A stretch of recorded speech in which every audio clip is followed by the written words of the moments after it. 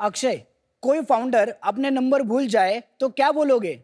ही forgot his numbers. गलत जवाब। बोलोगे सब गुड़ गोबर कर दिया। लेकिन इसी गोबर से यूज करके एक अच्छा ब्रांड बनाए और टैंक में जाके 3 करोड़ रुपए के लिए 5% इक्विटी मांगे तो क्या कहोगे? क्या बेहतरीन गोबर कर दिया।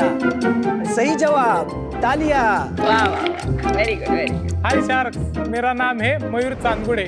और मैं इनका पड़ोसी मयूर राजपूत। और मैं भी इनका पड़ोसी सचिन कदम। और मैं इनका सबका पड़ोसी अक्षय लांगोरे। नमिता जी, आम्ही पण पुण्यातले आहोत अरे और वाह। हम लेके आए हैं एक बेहतरीन ब्रांड मिडास पेंट, जो कि गाय के गोबर से इको फ्रेंडली पेंट बनाता है। आप सभी तो जानती है, पुराने जमाने से हमारी दादी नानी अपने घरों को गाय के गोबर से लिपाई करते थे, जिससे घर ठंडा भी रहता था और बैक्टीरिया फ्री भी रहता था। बस इसी सोच को ध्यान में रखते हुए हम लोगों ने टेक्नोलॉजी का साथ लेके गाय के गोबर से इको फ्रेंडली और डेकोरेटिव पेंट बनाए। ये जो पेंट है ये बाकी पेंट के मुकाबले में 20% सस्ते भी है और हमारे पास 15,000 प्लस कलर शेड्स के ऑप्शंस भी हैं। तो शार्क, सिर्फ 3 सालों में हमने लगभग 3 लाख किलो पेंट बेचे हैं और इस पेंट से हम पूरी दुनिया रंगाना चाहते हैं। तो शार्क्स, कीजिए थोड़े से पैसे खर्च और दीजिए मिडास पेंट को अपना मिडास टच। Well done. शायर। So, Mayur, Sachin, Akshay, welcome to shark tank. Thank you thank you sir. कैसा लग रहा है यहाँ आके? बहुत अच्छा लगा। एक्साइटिंग लग रहा है, अच्छा लग रहा है। बढ़िया। अपना थोड़ा हिस्ट्री बताओ, आप लोग एक दूसरे को कैसे जानते हो? हम बचपन से दोस्त थे। मैं और सचिन एक स्कूल में पढ़े हैं और मयूर और अक्षय साथ में पढ़े। ये हमारे सीनियर्स है, हम जूनियर थे। मैंने इंजीनियरिंग पढ़ा है, मैं बी मैकेनिकल हूँ। मेरा ग्रेजुएशन था, उसके बाद मैंने एमबीए फाइनेंस पढ़ा था। अच्छा ठीक है, और आपने? और मैं बी सिविल हूँ। मेरा डिप्लोमा हुआ है नेटवर्किंग हार्डवर्किंग में। हार्ड वर्किंग में डिप्लोमा। हार्डवेयर और नेटवर्किंग में। हार्ड वर्किंग तो हो ही पढ़ाई के बाद आप लोगों ने कहीं काम किया है? हाँ, मैंने काम किया है, मैं एमएनसी में काम करता था। कब की बात है ये? 2017-18 में अच्छा, मैंने और किया। ये कब स्टार्ट किया? ये 2021 में स्टार्ट 21 में। और आपने? मैंने पढ़ाई के बाद जॉब नहीं की, मैं खेती करता था गांव में मेरी। अच्छा। और हाँ। उसी के बाद ये जो स्टार्टअप चालू हुआ वो खेती से रिलेटेड है, तो अच्छा। मैं इसमें ऑलरेडी इंटरेस्टेड हो अच्छा। गए। और अभी भी खेती करते हैं? हाँ, अभी भी मेरा खेती स्टार्ट है। अच्छा, Yes. कहाँ पे? मेरा गांव है इंदापुर, पुणे से 100 किलोमीटर दूर, वहाँ मेरा फार्म है। और सचिन आपका? 2016 में पास आउट हुआ था। 2021 से हम लोग इनके साथ में हैं। अच्छा, और अभी और कुछ नहीं कर रहे? है ना सर, मेरा अभी प्रिसीजन कंस्ट्रक्शन जो प्रोप्राइटरशिप में है, तो हम लोग साथ में मिलके भी वो भी बिजनेस वो भी कर कर रहे हैं। रहे हैं। और आप सर? 2016-17 से मैं एक इंडस्ट्रियल ऑटोमेशन का फर्म चला रहा हूँ। ये तो कमाल की पिच हो रही है, बिल्कुल ही अच्छी लग रही है। सब कर रहे हैं ये साथ साथ। आप कुछ क्यों नहीं कर रहे मयूर टू? इंजीनियरिंग के बाद में जॉब किया और रिजाइन करके मैंने फिर जो मेरा फैमिली बिजनेस था, फैब्रिकेशनल इलेक्ट्रिकल्स में जो बिजनेस है, तो वो ही कर रहा था। तो उसके बाद में मैंने 2021 में मिडास पेंट का शुरुआत और उस की। बिजनेस का क्या हुआ? वो बिजनेस चालू है। वो भी चल रहा है। तो भाई तो आप एक सेकंड आप 3 करोड़ रुपए लेने आए हो और 4 बिजनेस चलाने वाले। 5 सॉरी बिजनेस Yes, चलाने वाले। लेकिन पैशनेटली मिडास पेंट के लिए काम करता हूं। बहुत बढ़िया। तो कल मैं तो है रात को। तो आप पैसे नहीं आप में से देंगे? कोई फुल टाइम नहीं है क्या इसमें? सुबह मतलब 2 घंटे वगैरह नहीं दिया नहीं, ना। फुल टाइम का मतलब फुल टाइम। फुल टाइम मतलब 24/7। हाँ, हो जाता है उसमें। 24/7 काम जो कर रहे हैं ना मिडास पेंट में, वो मयूर सर कर रहे हैं। ठीक मयूर। है, सिर्फ एक। हाँ, मेरा मार्केटिंग का फील्ड रहता है ना, तो मैं कॉलिंग वगैरह वो भी मेरा चालू रहता है, तो उस वजह से मैं भी 24/7 रहता हूँ अवेलेबल मिडास पेंट के लिए। कोई मजबूरी है क्या जिस वजह से आप सारे फुल टाइम नहीं हो अभी? अभी हमने 4थे साल में एंटर किया है, तो ये सब घर चलाने के लिए भी कुछ ना कुछ तो करना ही पड़ेगा ना। तो क्या आप ये कह रहे हैं कि आज पैसे उठा लेते हो या बिजनेस कहीं तक पहुंच जाता है तो आप 24/7 चारों के चारों यही करोगे? Yes Yes, sir. ये कह रहे हो? 100%। Okay, just wanted to clarify. Equity split क्या है? बिकॉज आप अकेले आप बोल रहे हो फुल टाइम है, तो आपकी इक्विटी ज्यादा है हाँ, 55% मेरे पास है। आपकी, और आप तीनों की 15-15-15। मयूर, सचिन, अक्षय, ये स्टार्ट कैसे किया? पेंट का आइडिया आया कहाँ से? क्योंकि और मेरे को नहीं पता कि नॉर्मली ऐसा कोई पेंट है जो गोबर से बनता हो। मेरे घर पे एक पेंटिंग का काम चालू था। कि पेंटिंग करते वक्त आपने भी आपके घरों में और देखा होगा कि उसका स्मेल बहुत आता है। 7 to 8 डेज हम उसमें सर्वाइव नहीं कर पाते। हमारी एक जमीन है पुणे से 15 किलोमीटर दूर, वहाँ दादी की उम्र की जो ये थी, तो उन्होंने अपने घर को एक गाय के गोबर से वो लिपाई कर रही थी। तो फिर उन्होंने बताया कि इसे बुरशी नहीं लगती है, ये एंटी बैक्टीरियल है, एंटी फंगल है, तो इससे कोई भी रेडिएशन आता है तो वो रिफ्लेक्ट हो जाता है, आपको गर्मी में ठंडा हुआ देगा। तो ये सुन के और उसका स्मेल भी, तो उसमें एक दिमाग में आया कि क्यों ना हम इसका यूज़ करके कुछ ना कुछ तो करें। तो फिर उसके बाद में मैंने, मेरे दोस्त थे, मेरे स्कूल के प्रोफेसर थे जो केमिकल इंजीनियरिंग पढ़ाते थे, तो फिर एक फॉर्मूला सेट किया सबके साथ में बैठ के और उसको वर्कआउट। हमारे जो सभी पेंट है वो इको फ्रेंडली है और वाटर बेस्ड पेंट है, इसमें कोई भी ऑयल बेस्ड कंटेंट इसमें नहीं है। जब भी किसानों से हम गाय के गोबर लेके आते हैं, उसके ऊपर पहले ब्लीचिंग करते हैं, ब्लीचिंग से उसका कलर चेंज करते हैं, उसका जो बाकी का जो रेसिड्यू पेस्ट है वो साइड में रखते हैं और उसमें से जो भी एक्सट्रैक्ट निकलता है लिक्विड फॉर्म में, क्या है वो एक्सट्रैक्ट? CMC। CMC मतलब? वो कार्बोक्सिल मिथाइल सेल्यूलोज है, वो सेल्यूलोज उसमें यूज होता है। इससे जो नेचुरल प्रॉपर्टीज जो गाय के गोबर में है वो बेस को यूज किए जाते हैं और वो पेंट बनता है।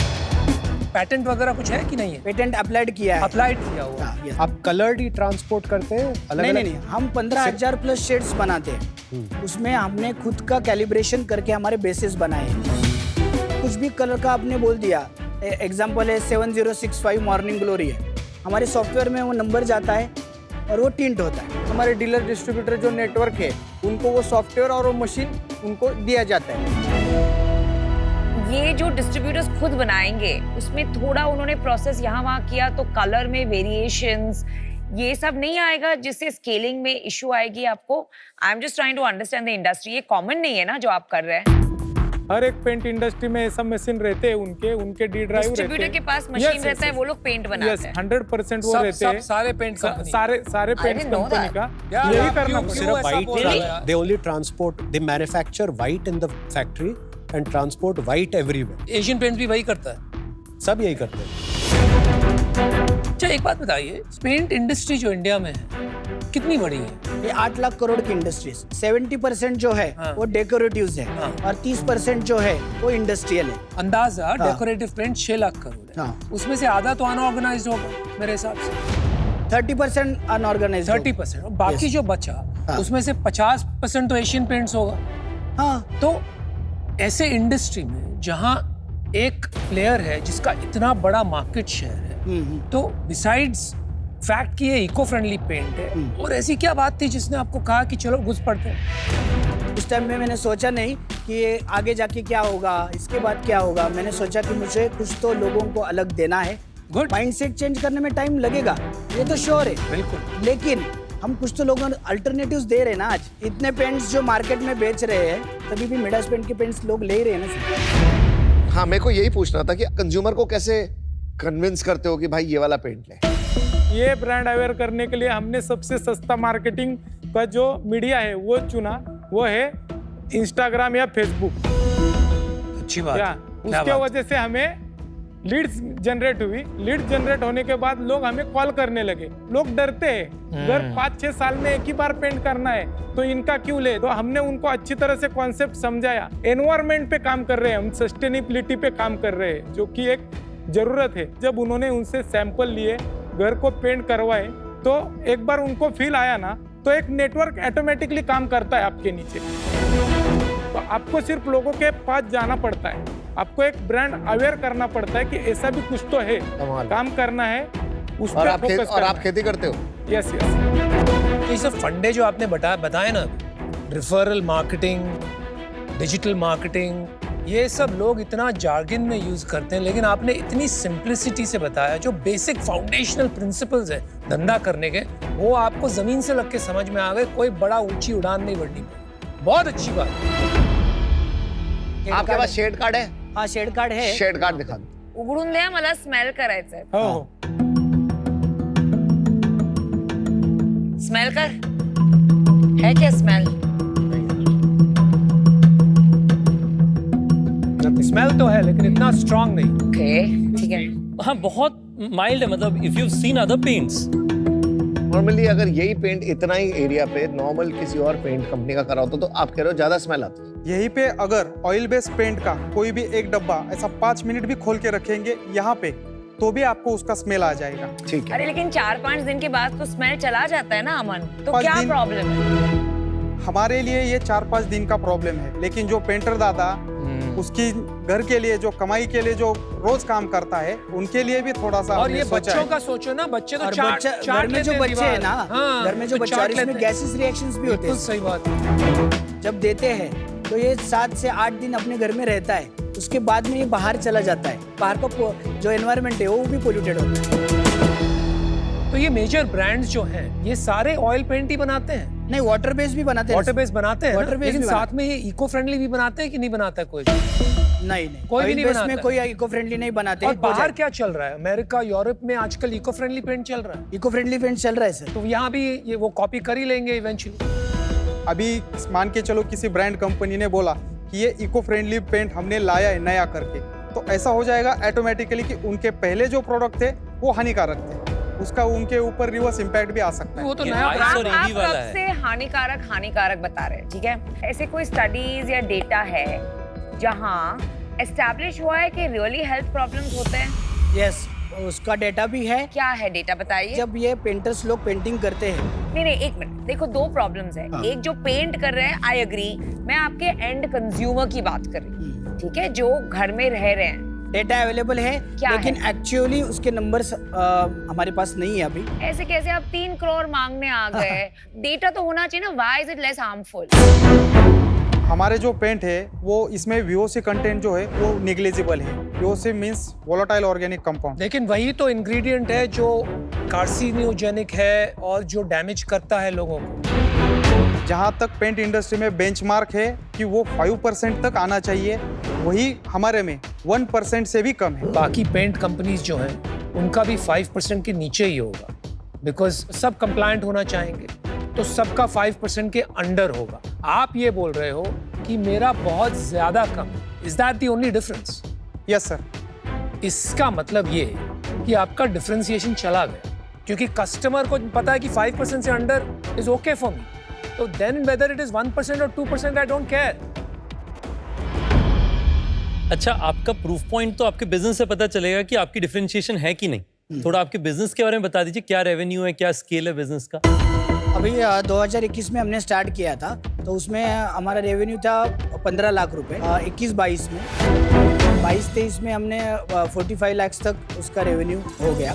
23-24 में हमारा रेवेन्यू था 75 लाख रुपीज़, और उसके बाद में जो हमारा करंट फाइनेंशियल ईयर और क्वार्टर्स ये पकड़ के जो है हमारा अभी सेल है 60 लाख रुपीज़। तो फुल ईयर कितना करोगे लग रहा है? 5 CR। और थोड़ा सा नीचे बता दीजिए, मार्जिन, इबिडा, कैश क्या है?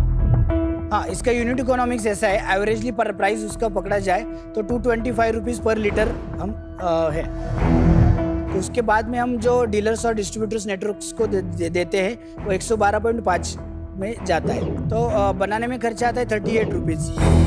25% ओवरहेड एक्सपेंसेस है जो 9.6 रुपीज़ है। पैकेजिंग कॉस्ट है 23 रुपीज़।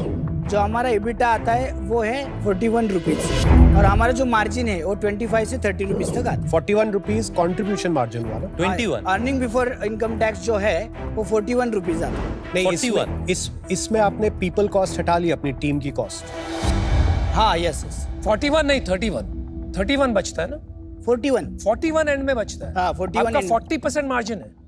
नहीं, Net 41 आउट ऑफ 225 ना? 36.88% एबिटा है। हमारा मार्जिन जो है 25 से 30% तक। 20% हुआ ना मार्जिन। 20% हुआ ना मैथ? हाँ, यस यस। यस क्या बोल रहे हो यार? सब चीज में यस बोल रहे हो, समझ नहीं आ रहा मेरे को तो। आप 225 पे कैलकुलेट कर रहे हो कि 112.5? नहीं, 225 के ऊपर। 225 के ऊपर आप बोल रहे हो कितना मार्जिन है आपका? हमारा 25 से 30% तक तो मार्जिन। 41 रुपीज निकाल लेते हो आप। 41 रुपीज़ निकाल लेते हैं एबिटा, मतलब एबिटा 41 रुपीज।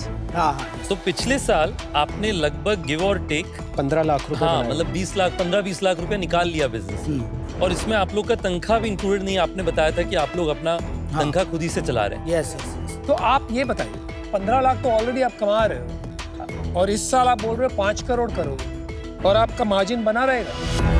मार्जिन और बढ़ेगा सर उसमें। और बढ़ेगा, मतलब इस साल आप कमाओगे 1 करोड़, 1.25 करोड़ रुपया। तो बाकी सब धंधे बंद करके सिर्फ इस पे क्यों नहीं फोकस कर रहे? पैसा का क्यों इंतजार? इसी पे फोकस। नहीं, इस पे कहाँ कर रहे हो आप? 24/7 ये नहीं कर रहे हो। आपने क्या कहा शुरू में? क्या कहा? जहां तक मेरी समझ है, मेरे को अभी क्या हो रहा है ना, सच बताऊं मैं, अभी मैं कंफ्यूज हूँ कि मैं किस विषय में कंफ्यूज हूँ। ओके। क्योंकि आपकी कोई बात मिल ही नहीं रही है। पहले तो ये मेरे को समझ भी नहीं आया खड़े। 45 से आप 75 गए, 15 से 45 गए, एक बार 3x जंप किया, फिर आपने 60% ग्रोथ किया। तो अभी आप 75 से 5 करोड़ कैसे पहुंचोगे? 8x ग्रोथ, वो मुझे पल्ले नहीं पड़ा है। नहीं, हमारे पास जो ऑर्डर्स है ऑलरेडी वो 2 CRs का ऑर्डर्स है। ऑर्डर के अगेंस्ट एडवांस है आपके पास? सारे ऑर्डर के अगेंस्ट? हाँ, हम 20 से 25% तक एडवांस लेते हैं उनसे। 2 करोड़ के 25% का एडवांस? हाँ, एडवांस मतलब हमारी ऑर्डर्स प्रोसेस हुई है, एडवांस के लिए प्रोसेस होगा, उसके बाद में एडवांस। तो अभी तक एडवांस नहीं है? अभी तक एडवांस नहीं।